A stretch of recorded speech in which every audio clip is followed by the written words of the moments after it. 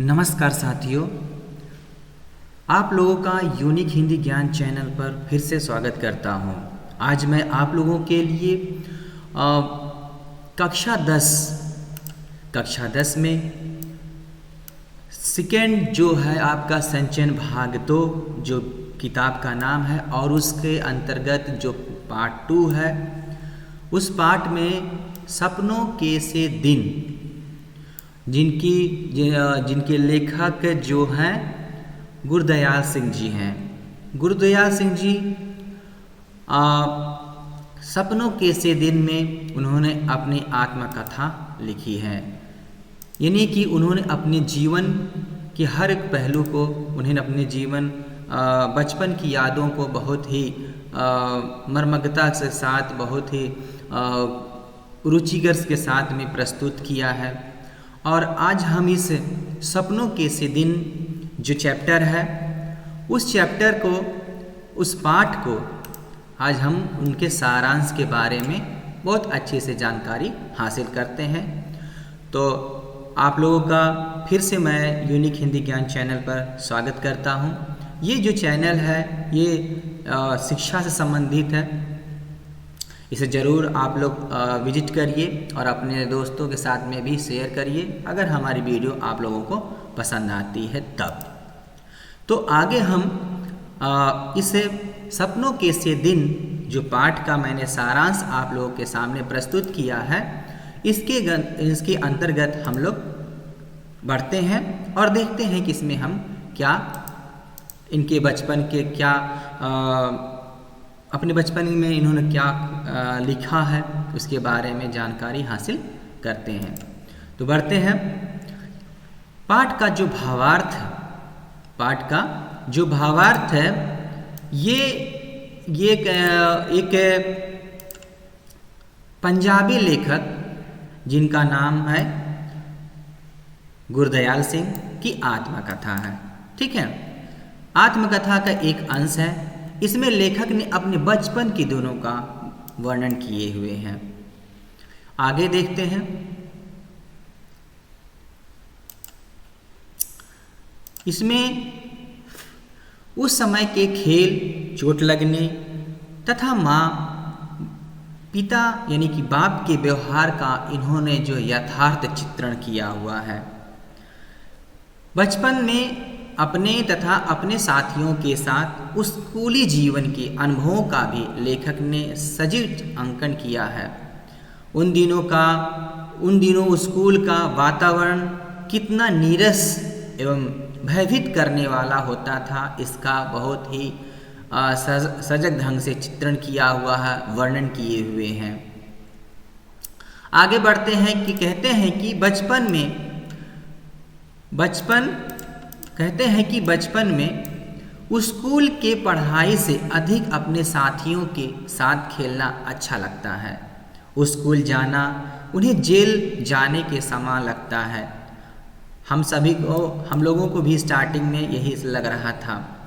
लेखक व उनके साथी खेलने के शौकीन थे। बचपन सबको प्यारा होता है और बहुत सारे लेखक हैं। और मैं तो कहता हूँ कि इस वीडियो को देखने वाले बहुत से हमारे दोस्त, हमारे जो है स्टूडेंट भी बचपन की यादों को लिखते होंगे। फिर यहाँ पर आगे कहते हैं कि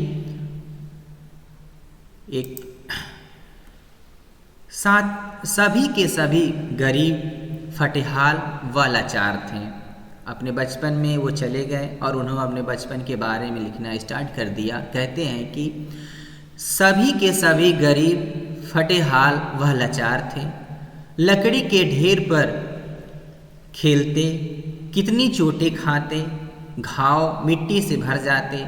घर जाकर के हमदर्दी की बजाय डांट फटकार खाने को मिलती। बाप भी इतने गुस्सैल की नाक मुंह से खून भी आ जाए तो फिर भी वे पीटते चले जाते। लेकिन बच्चे इतना सब होने पर भी खेलने चल देते। यहाँ कहने का तात्पर्य यह है कि बच्चे जो है बचपन में उन्हें खेलना सभी को पसंद है। बचपन में बहुत देर आज भी लोग जो है सभी लोग बचपन में खेलते कूदते हैं। तो यहाँ कह रहे हैं लेखक, हमारे जो पिता हैं वो बहुत ही गुस्सैल थे, लेकिन उनके गुस्से की वजह से हमें मारते पीटते, फिर भी हम अपना खेलना बंद नहीं करते। लेखक के साथ खेलने वाले अधिकतर साथी उनके जैसे ही परिवारों के हुआ करते। सारे मोहल्ले में बहुत परिवार तो उनकी तरह आसपास के गांव से ही आकर बसे थे। उस स्कूल के गर्मी की छुट्टियों होने पर लेखक ननिहाल चला जाता। फिर आगे ये कहते हैं कि वहाँ कह रहे हैं कि वहाँ नानी उन्हें खूब दूध दही मक्खन खिलाती, खूब प्यार करती। दोपहर तक के गांव के तालाब में नहाते रहते। फिर नानी से कुछ खाने की मांग करते तो नानी बहुत खुश होती। नानी अपने पोतों को हमसे कुछ सीखने को कहती। जिस वर्ष ननिहाल ना जाता तो उस साल गांव के तालाब पर ही खेलता व मस्ती करके छुट्टियां बिताता। फिर कह रहे हैं लेखक को पढ़ाई का भय सताता था। अब छुट्टियां तो धीरे धीरे खत्म हो गई। कक्षा में पास होने की खुशी कम होती थी, अगली कक्षा का डर अधिक लगता था। नई किताबों से ही डर लगता था, जबकि अधिकतर मास्टर पुराने होते थे। सिलेबस आप नए कक्षा में प्रमोटेड हो गए हैं तो स्वाभाविक बात है कि सभी किताबें नई होंगी, नई कक्षा होंगी तो नई किताबें होंगी। फिर भी इनको डर सताता था। छुट्टियों की समय सारणी तो बनाई जाती, लेकिन उनके आधार पर काम ना होता। छुट्टियां बीतने लगती तो काम पूरा करने ना करने की दुविधा में नए तरीके सोचे जाते हैं। अंत में पिटाई खाना ज़्यादा सस्ता सौदा मानकर काम ना किया जाता। लेखक को अपने बचपन का एक मित्र ओमा की याद है। वह बड़ा मारने पीटने वाला व गालियाँ देने वाला था। वह लड़ाई में सिर से वार करता था, इसलिए बच्चों ने उनका नाम रिल बम्बा रखा था। आगे बढ़ते हैं और देखते हैं कि इसमें और क्या अपने बचपन की याद के बारे में बता रहे हैं। गुरदयाल जी सिंह जी के आगे लिखते हैं,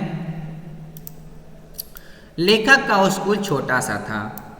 सुबह सभी बच्चे प्रार्थना सभा की कतारों में खड़े रहते थे। अध्यापक भी पीछे कतार बांधे खड़े रहते हैं। जैसे हमने यहाँ पर बहुत सारे इस पाठ के आधार पर हमने बहुत सारे चित्र इकट्ठे किए हुए हैं। उम्मीद करता हूँ कि आप इस चित्र के आधार पर भी इस पाठ को भी आप लोग ज़्यादा अंडरस्टूड हो जाइएगा। मास्टर प्रीतम चंद सभी बच्चों की कतारें बनवाते थे। यदि कोई जरा सा भी टेढ़ा होता तो वे बाज की तरह झपट पड़ते। हेडमास्टर साहब की गाली पर हाथ की उल्टी उंगलियों की चपट बच्चों को नमकीन पापड़ी जैसी लगती थी।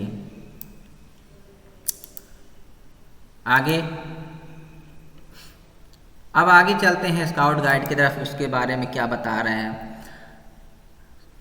स्काउटिंग का अभ्यास करते हुए उन्हें रंगीन झंडियों को हिलाने का मौका मिलता था। ये जैसे आप यहाँ देख रहे हैं, बच्चों के हाथ में रंगीन झंडियाँ हैं। पीटी मास्टर जब उन्हें शाबाशी देते तो उन्हें ऐसा लगता कि जैसे फौज का कोई तमगा हासिल कर लिया हो। उन्हें पीटी की गुड कक्षा में मिले गुड़ से अधिक अच्छा लगता। गुड़ से अधिक अच्छा लगता। आगे देखते हैं।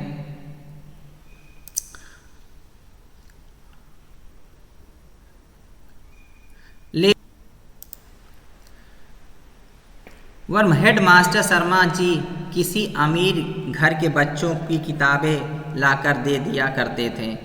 ऐसा इसलिए था क्योंकि उनके माता पिता शिक्षा पर धन खर्च नहीं कर सकते थे। कापियों, पेंसिलों एंड होल्डर या स्याही दावत पर मुश्किल से 1 रुपया खर्च वर्ष भर का आता था। तब 1 रुपया का भी महत्व था। लेखक आगे कहते हैं कि लेखक अपने 2 परिवारों में से पहला लड़का था जो पढ़ने जा रहा था। उन्हें पुरानी कापियों किताबों से एक अजीब गंध आती थी। फिर आगे कह रहे हैं लेखक को मास्टर प्रीतम चंद द्वारा करवाई जाने वाली परेड, सीटी और तथा बूटों की खट से दाएं बाएं घूमना उसकी स्कूली पढ़ाई से अधिक अच्छा लगता था। उन्हें एहसास होता जैसे वे फौजी हों।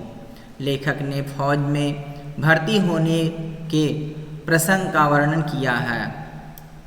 आगे कहते हैं बच्चों को स्काउटिंग की वर्दी फौज जैसी लगती थी। आगे कहते हैं कि आगे बढ़ रहे हैं। मास्टर प्रीतम चंद सख्त व्यवहार के व्यक्ति थे। उनका रंग रूप डरावना था। जब वे चलते तो उनके बूटों के पंजों और एड़ियों की भयानक आवाज़ आती। वे बच्चों को अक्सर पिटाई किया करते थे। एक बार शब्द रूप याद ना करने पर बच्चों को मुर्गा बनाकर कान पकड़ने के लिए कहा। हेडमास्टर साहब से यह सब सहन ना हुआ। उन्होंने प्रीतम चंद को डांटा और उन्हें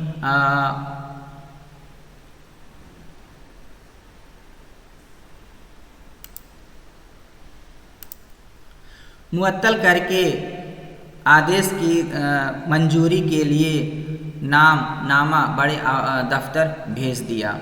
आगे क्या है? काफ़ी दिनों बाद पता चला कि प्रीतम चंद पर नौकरी से निकाले जाने का कोई विशेष प्रभाव ना पड़ा। वे अपने कमरे में बड़े आराम से रह रहे थे। बड़े बड़े लड़के उनका काम निपटाने जाते थे। उन्होंने बताया कि प्रीतम चंद पिंजड़े में बंद तोते को बादाम की गिरी छीलकर खिलाते हैं और उनसे बातें करते हैं। लेखक को इस बात से हैरानी हुई कि इतना कठोर मनुष्य तोते से मीठी बातें कैसे कर लेगा। क्या तोते को उससे डर नहीं लगता? तो ये थी आपको आपकी सपनों के से दिन का मैंने पाठ का सारांश आप लोगों के सामने प्रस्तुत किया और उम्मीद करता हूं कि यह वीडियो आप लोगों को बेहद पसंद आई होगी और आप लोगों को वीडियो देखने के लिए आप लोगों का तहे दिल से मैं धन्यवाद देता हूं और मैं बहुत जल्द एक नए टॉपिक को लेकर के फिर से आप लोगों के सामने उपस्थित होऊंगा। तब तक के लिए नमस्कार।